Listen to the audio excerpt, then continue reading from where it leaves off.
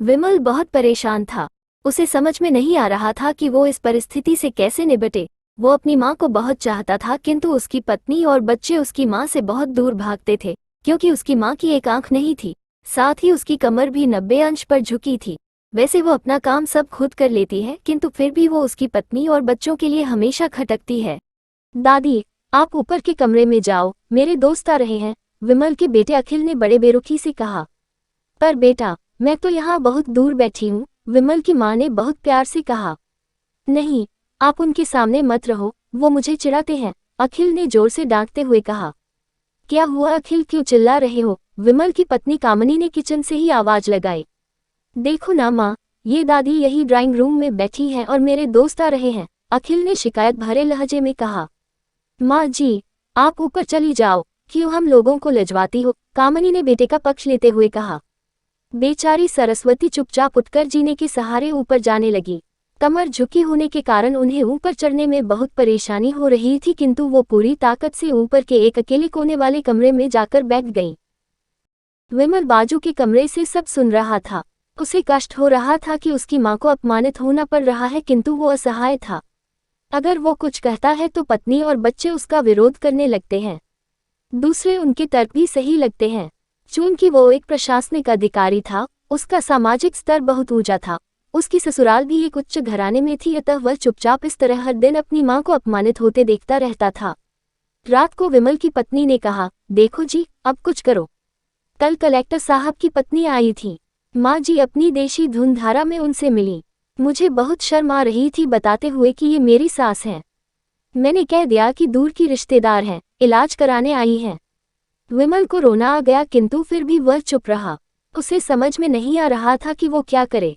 अपने बेटे की मन स्थिति को सरस्वती अच्छी तरह से जानती थी और बेटे को कोई कष्ट न हो इसलिए वो हर बात को चुपचाप सह लेती थी। विमल बहुत उदास रहने लगा। एक तरफ परिवार और सामाजिक स्तर पर जीने की प्रतिबद्धता थी, तो दूसरी ओर माँ।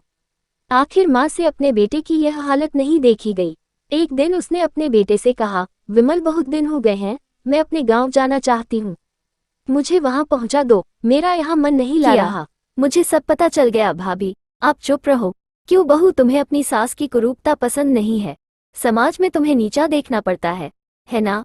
डॉक्टर रमेश ने कामनी की ओर व्यंग्य से देखा।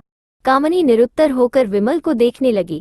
आज तुम जिस सामाजिक स्तर पर हो, वो इन्हीं के संघर्षों की देन है। और बेटा विमल, तुम्हें शायद मालूम न हो कि बचपन में जब तुम 1 साल के थे तब छत से नीचे गिरने के कारण तुम्हारी एक आंख फूट गई थी और तुम्हारी रीढ़ की हड्डी में भी समस्या थी।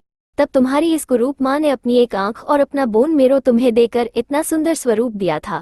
कामनी बेटा, इतने सालों तक संघर्ष करके बेटे को प्रशासनिक अधिकारी बनाने वाली इस संघर्षशील औरत की तुम लोगों ने ये दशा कर दी। तुम्हें ईश्वर कभी माफ नहीं करेगा। डॉक्टर रमेश की आंखों से अश्रु जलधारा बह रही थी। अब भाभी, आप मेरे साथ अमेरिका जाएंगी, यहाँ इन स्वार्थी लोगों के बीच नहीं रहेंगी। डॉक्टर रमेश ने सरस्वती से कहा। विमल को तो काटो तो खून नहीं था। डॉक्टर रमेश जो उसके चाचा थे, उन्होंने जो राज बताया उसके बाद तो विमल को यही लग रहा था कि उससे ज्यादा पापी इंसान इस दुनिया में कोई और है ही नहीं। वो दौड़ता गया और माँ सरस्वती के कदमों से लिपट गया।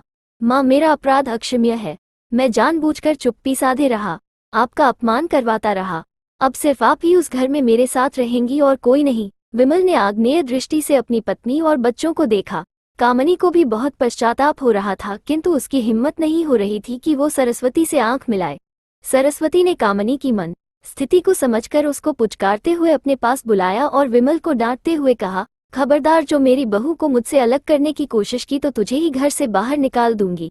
कामनी और बच्चों ने सरस्वती के पैर पड़ते हुए अपने व्यवहार पर माफी मांगी और माँ के हृदय ने सबको माफ कर दिया।